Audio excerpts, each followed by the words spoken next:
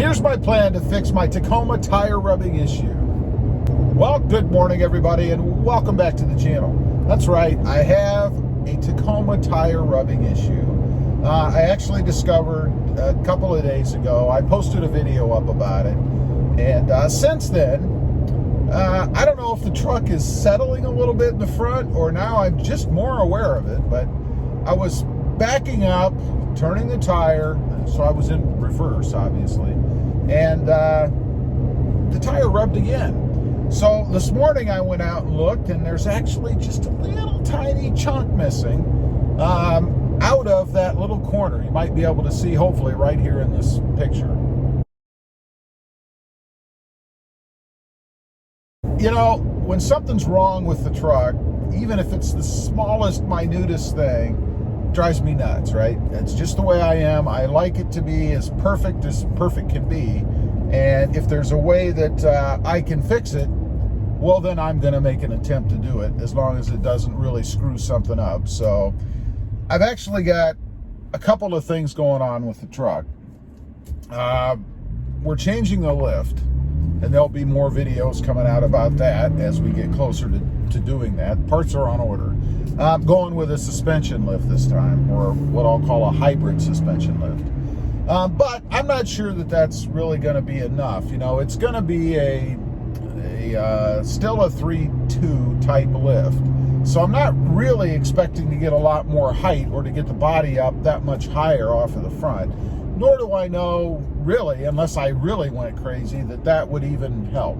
I'd probably have to go 6 inches or more, you know, as far as the lift goes, to really get away from that tire. So option 2, or part 2, I guess, of what I'm going to try to do, I'm going to try to kind of sand or smooth down just that edge a little bit, because really it's just that edge that's kind of hitting, you know. It's only once in a while, if I'm really cranking on the wheel and it's really severely turned to the right, you know, if I turn it this way, or if I'm backing out with the tire turned that way as well, and get on the gas a little bit, because obviously I've got to push the front down a little bit while I'm turning for this to happen. Otherwise it doesn't happen. There's enough clearance.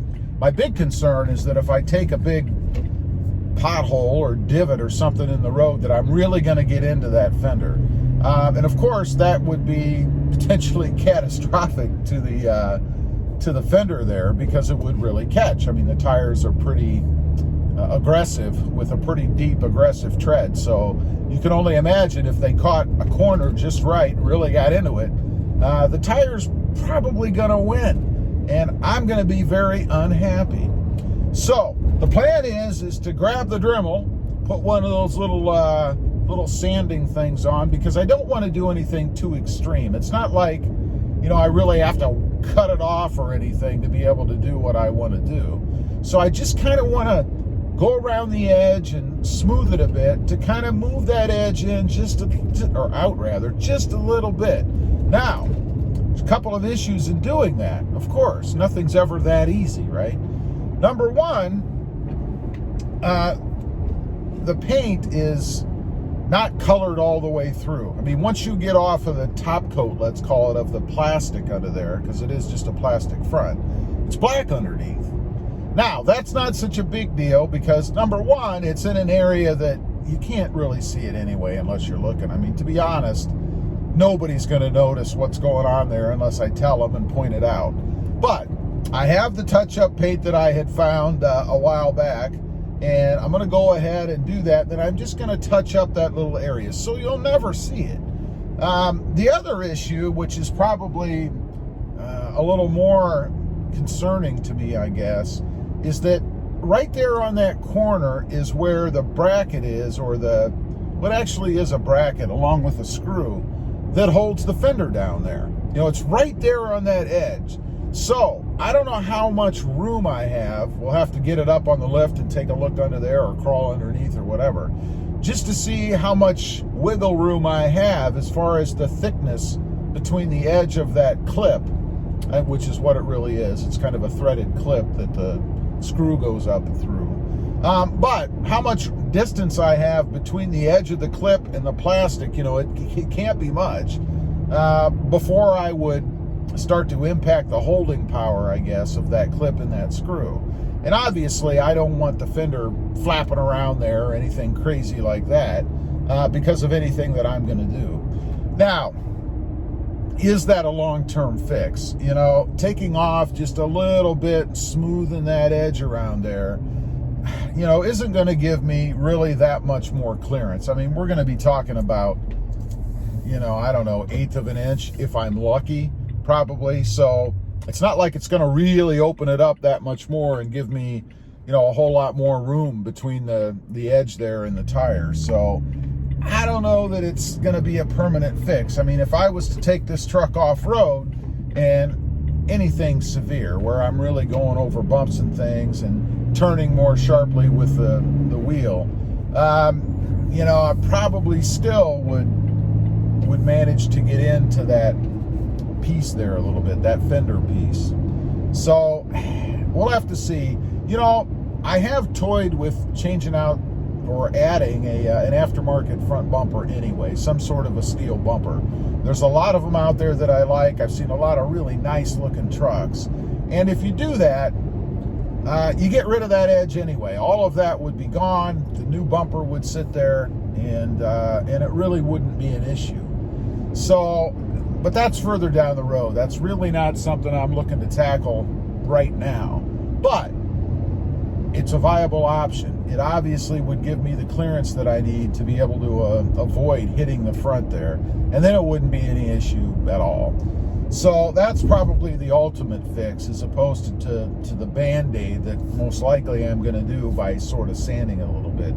Now, I could switch out the tires. I mean, I could go to a little bit shorter tire, I guess, that would keep it away. But to be honest, I'm not willing to dump these tires and lose the money I have in them, because I'm never going to get what I paid out of these tires by doing something like that. So not really an option, I don't think, as far as changing out the tires or anything like that. I would not change the wheel size, even if by chance I did do something like that, because I do like these wheels and I do like the size that I have and the tread wall that it gives me. So that's not really going to be an option either.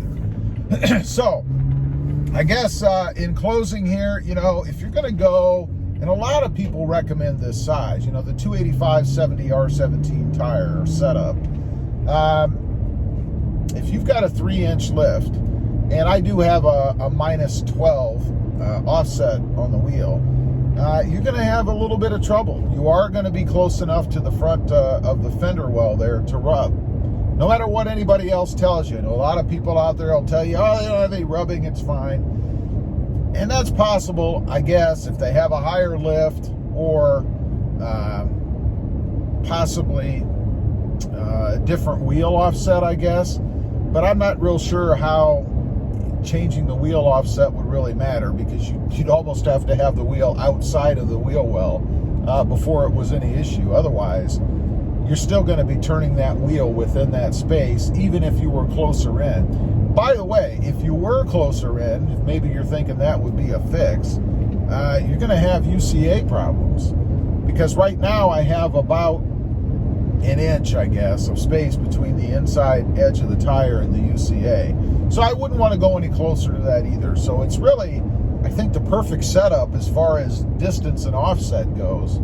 It's just the tire's a bit tall for the opening that it's in, that's all. So a little word to the wise out there, I guess. If you're concerned about rubbing, or if you're going to be doing any kind of more severe off-roading, I'd probably stay away from the 285/70 R17s, because you're not going to be able to avoid having to do something to alleviate any kind of a rubbing problem within the wheel well there. Anyway, just wanted to get on here, kind of give a little update to the video I posted the other day. That's my plan. That's what I'm going to do. Leave a comment down below if you have a better solution, something that I'm not thinking of other than all out changing the tires or going with a higher lift. I'd be curious to know. Also, little shameless plug, if you haven't before and you're interested, check out my other channel. It is RobMotive. It's all about my 2020 Jeep Gladiator. And don't forget to click that notification bell so that you don't miss out on any upcoming videos. Appreciate you guys watching. Stay safe out there.